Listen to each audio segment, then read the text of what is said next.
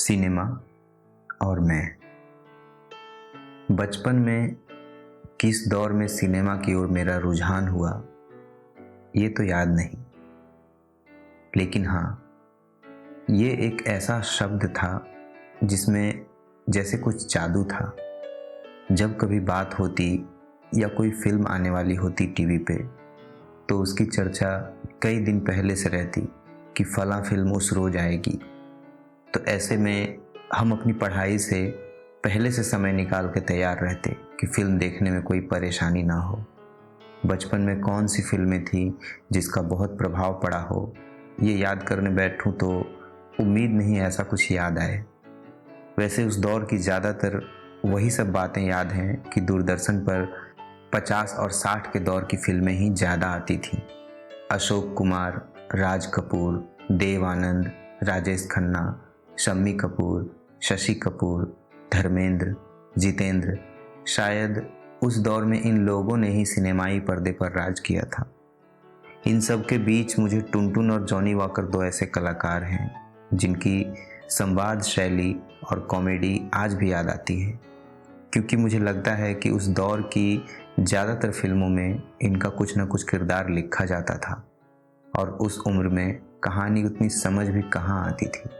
हाँ, हंसी मजाक वाले दृश्य मन पे शायद अपनी छाप छोड़ने में सफल रहते थे। वैसे शुरुआती दौर में फिल्मों से ज़्यादा मुझे गानों का शौक था।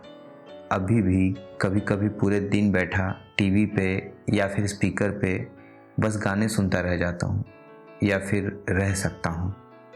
लेकिन यह भी है कि जैसे जैसे बड़ा होता गया, सिनेमा से लगाव शायद बढ़ता ही गया।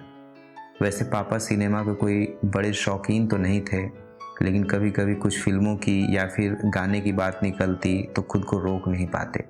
ऐसे में कभी कभी वाली पापा की ऐसी उत्सुकता हमारे लिए अप्रत्याशित और अबूझ पहेली जैसी होती, क्योंकि दूसरे ही पल ऐसा भी लगता कि जैसे सिनेमा से जुड़े लोगों को वो अच्छा नहीं मानते थे।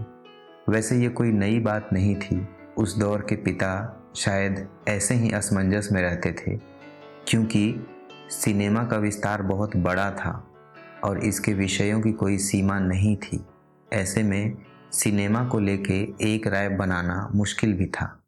फिर रोजी रोटी की कमाई में गांव में पला बड़ा एक इंसान जो अपने बच्चों को एक बेहतर जिंदगी और शिक्षा देने की चाहत रखता था, उसके पास इतना समय भी कहाँ था कि बैठ के इसके आयामों को समझने की कोशिश करता। इसलिए एक आम राय बनाना वाजिब था जिसमें वह अच्छा कभी नहीं हो सकता था। सारी बातों और अवरोधों के बावजूद एक नियति होती है जो अपने तरीके से अपना काम कर रही होती है और समस्याओं से घिरे हुए एक इंसान को स्वप्न नगरी सिनेमा को सच करने का एक सपना लिए अपने पास बुला लेती है। उसके बाद इस बात से कहाँ फर्क पड़ता है कि सपना सच होगा या नहीं। बस सपने को ऐसे ही नज़दीक से देख पाने और देखते रहने की मीमांसा जीवन से आशा को खत्म नहीं होने देती है। कुछ इसी तरह से सिनेमा अप्रत्याशित रूप से मेरे जीवन से कुछ ऐसे जुड़ा कि अब और कुछ शायद ही इस तरह से जुड़ पाए। इस सीरीज में मैं अपने इसी अनुभव को आपसे साझा करूँगा।